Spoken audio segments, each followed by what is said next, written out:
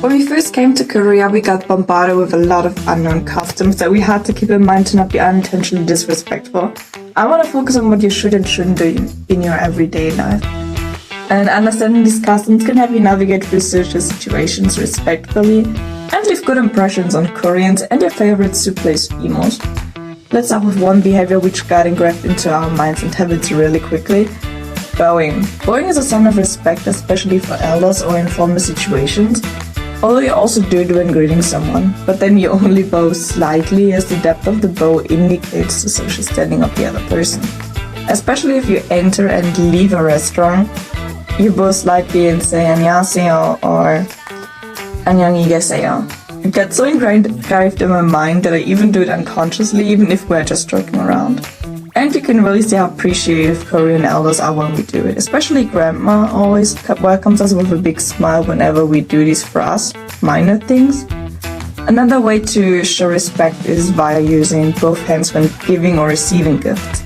Money or even trivial things like pens. This is still a thing I don't really do as often as I should, as using both hands when giving something is just a teeny tiny bit inconvenient, but at least I always do it when receiving anything. Well, this is not the only thing I got reprimanded for by my Korean friends. Another thing would be leaving chopsticks upright in the rice bowl. In the beginning I did it more often than I want to admit, but I got quickly told that one shouldn't do it as it resembles a funeral offering.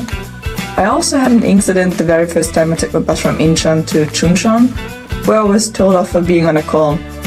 Apparently it's frowned upon to talk on a phone in enclosed spaces, especially buses or trains, as nobody wants to know about your business. I also get reprimanded for talking a bit too loud. I guess that's to be expected, especially if you take into consideration that nobody else made any noises during the whole bus ride. It's not disturbing. Having arrived in Korea on an exchange program, I plunged in a completely new world where education plays a central role. The Korean education system on the one hand impresses with the structure and high level of training, and on the other hand raises many questions and make you think about its impact on the lives of Korean students. One of the most striking aspects of Korean education is the intense competition. From a young age, students are expected to excel academically, often attending multiple hagwons after school. During my time in Korea, I had an opportunity to speak with many Korean students about their experiences with the education system. Judging by our interviews, everyone has scrolled at least 2 or 4 hagwons. Many of my Korean friends expressed feelings of huge pressure to succeed academically, often leading to long hours of study and lack of sleep.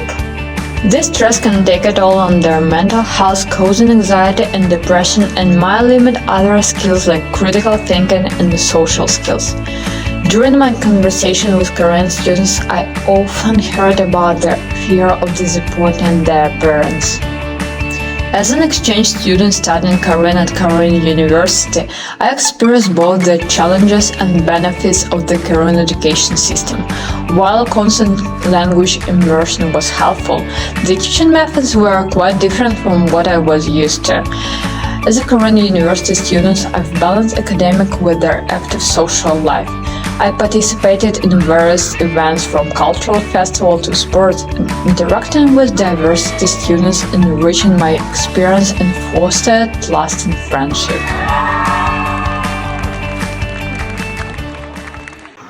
During my time in Korea, I used various modes of public transport, from the high-speed KTX to local buses and subway. Each mode was efficient and convenient. The unified payment system, which called T-Money, made my travel easier. I used it for subways, buses, and even taxis. Mobile apps made my experience even better, allowing me to track real-time updates, plan routes, and pay with my phone. The Seoul subway system is a wonder of efficiency. The trains are frequent, clear, and well heated, especially during the cold winter months. Storage boxes are also located at each station. While the network can be difficult for newcomers, the clear signage and English announcements make navigation relatively easy. For long distances, the KTX is a fantastic option. The high-speed trains offer comfortable seating, reliable service, and breathtaking views. It's a great way to explore a different part of Korea. Buses are affordable and convenient form of transport.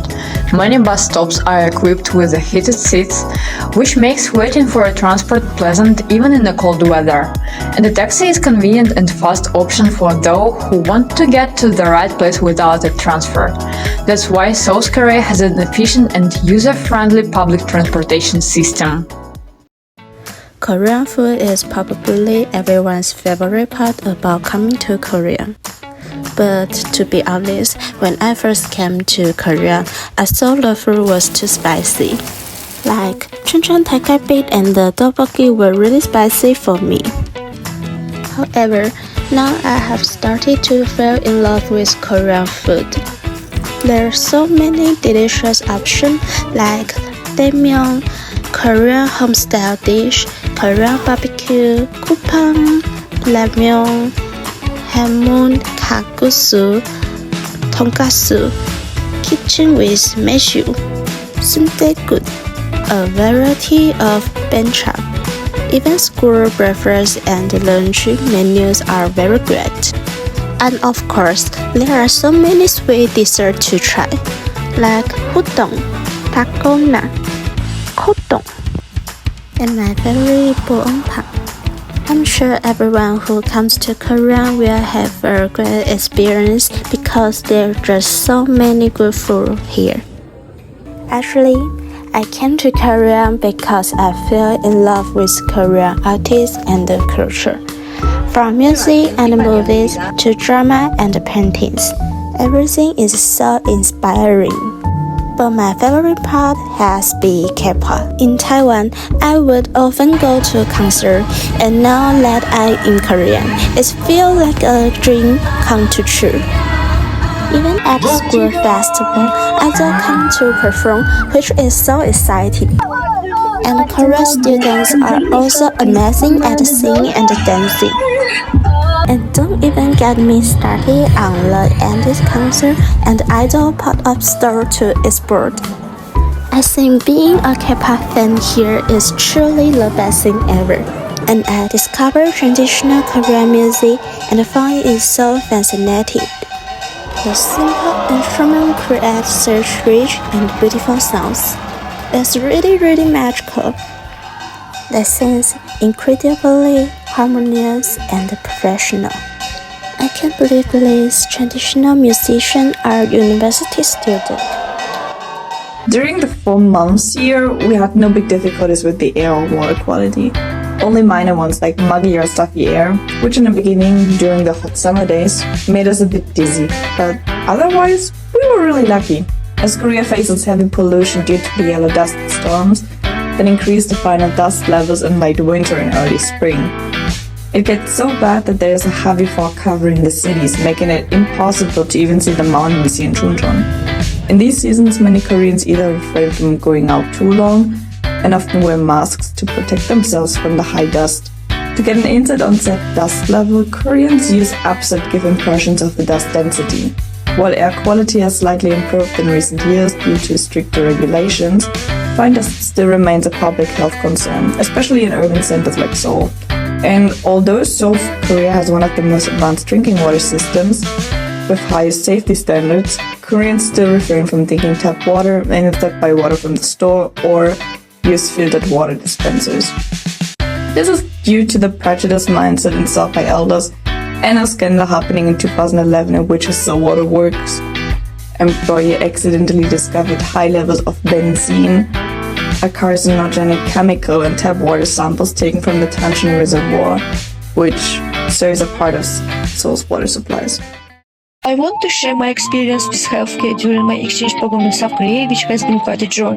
Fortunately or unfortunately, I have a lot to add on the healthcare issue. For example, due to my dermatitis worsening while I was in Korea, I had to seek help from various dermatology clinics. One clinic even recommended allergy tests, which cost me around 50,000 won. On top of that, I spent quite a bit on different medications, both those I picked up myself and ones that were prescribed to me.